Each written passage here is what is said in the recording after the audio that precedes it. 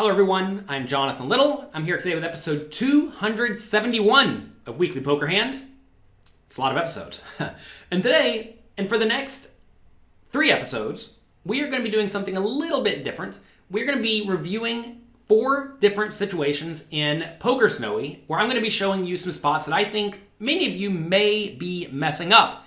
And using programs like PokerSnowie, which is just a good program to teach you to play fundamentally sound poker, will help you find the flaws in your game so that you can learn to play better. So essentially, PokerSnowie allows you to analyze your own hands, but also it allows you to play against its bots. And that helps you learn to play like PokerSnowie plays, which, of course, whenever you're playing in a real game, you are going to want to adjust a little bit away from whatever any GTO program tells you to do based on the strategies your opponents are using. But it's very good to have a strong baseline default strategy that you can fall back on, especially if you're not sure what your opponents are doing wrong or if you're in a tough game. So here we are. I set up PokerSnowie to play only 30 big blinds deep, because that is very often where we are in a tournament, especially in the middle stages when you're not quite approaching the money but still hanging out, because this is where a lot of you either get in the money or you don't. And I wanted to make sure that I know how to play these 30-ish big blind spots. So right here, this is a situation where I think a lot of people mess up. As we see right here, we have a $6 raise, and then we have pocket threes in the hijack seat. And really, from basically every position, PokerSnowie is going to recommend just folding the pocket threes. You may say, why fold the pocket threes? Well, it's because we're barely getting the right implied odds to set mine, and that kind of presumes the opponent's going to stack off to us, give us their whole stack every single time. And that's just not going to happen. So whenever you're playing 30 big blinds deep, you either need to be all in or fold. And notice here, against an early position raise, if we are to make it 2 times the size of the pot, which would be a very, very big raise, this would actually be very, very bad to go all in here. And that's just because if the opponent is opening a reasonably strong early position range, you just can't mess around. And as we see here, the EV of calling is significantly worse, 0.73 big blinds every time you call, than the EV of just simply folding. So just fold, move on with your life. This time though, to demonstrate this, I elected to call, everyone else folds, flop comes 8, 7, 5, and then the opponent bets $9. So this is certainly a dicey spot. And the reason is because against your opponent's overcards, they have plenty of equity, and against your opponent's pairs, they have, you're in bad shape, right? So I was not really sure what the program would recommend here, and it recommends raising small, which is very interesting to me. It's like a little bit more than a min raise. It's like you make it $20 here. And if you make it $20, you're probably not folding to an all-in, which is a little bit dicey.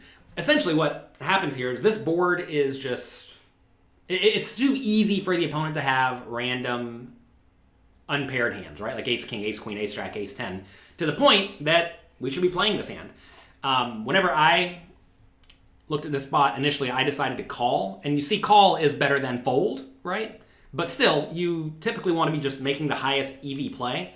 That said, in tournaments across the board, I think you're going to find that it's usually a little bit better to shy on the side of caution, just because you really don't want to be all in all that often, especially in marginal spots. Because if you're all in a marginal spot, well, you could easily be out.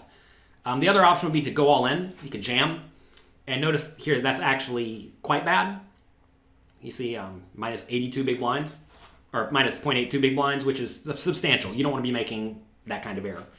So very, very easy. Raise small in this spot, although I did not do that. I elected to just call. Now on the turn, the opponent bets, and again, we have 2 options. We can either call or we can raise, right? Here, opponent bets $18. If we raise, we're just all in. And I did decide to go all in here, and you see now, like, the EV difference is still relevant, but 225 or 2.25 versus 2.11 is not that big of a deal. And you're going to find that a lot of plays are actually kind of close as long as they are reasonable. I decided to jam here, thinking that if the opponent did have ace-king, then we end up just like getting it all in still, but at least we're getting it all in ahead. Whereas if the opponent has ace-king, you may decide to give up river. That said, maybe the opponent doesn't even bet ace king on the turn. It's kind of tough to know, right? Let's actually see. Can we click the analysis tool here? We click the analysis tool and range advice, and you see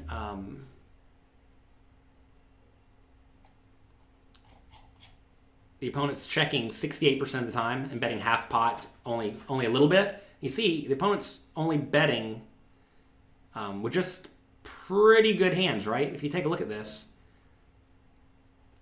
let's see what the board is. Board is 8, 5, 4, 2. So the opponent's actually not doing much bluffing at all in this spot, which is interesting, right?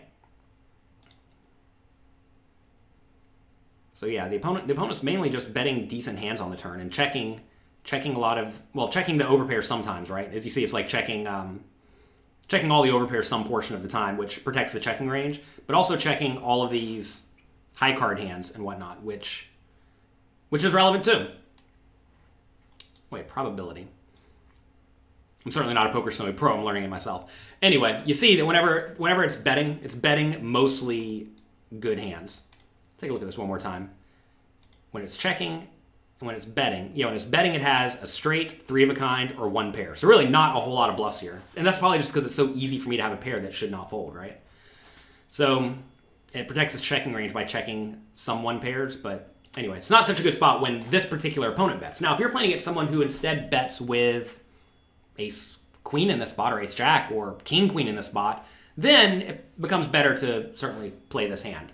So anyway, I decided to go all in here. Obviously, the opponent calls and I lose. But really, the main takeaway, the big, most important part that I think a lot of people may be messing up is they are calling this pre-flop raise with a 30 or 40 big blind stack, anything like that. If you're flat calling a 3 big blind raise out of your 30 or 40 big blind stack with small pairs, you are just lighting your money on fire. And I don't want you to light your money on fire. I want you to improve. So go to jonathanlittlepoker.com/PokerSnowie. That is my affiliate link. If you enjoy this and you want to have PokerSnowie analyze your play, you can go to jonathanlittlepoker.com/PokerSnowie and sign up. Hope you enjoyed this hand. We'll be going through 3 more of these over the next month. It's fun to study and learn, right? And I do my best to help you become the best you can be. So good luck in your games. Have fun. Enjoy yourselves. Let me know what you think about this format. And I'll talk to you next time.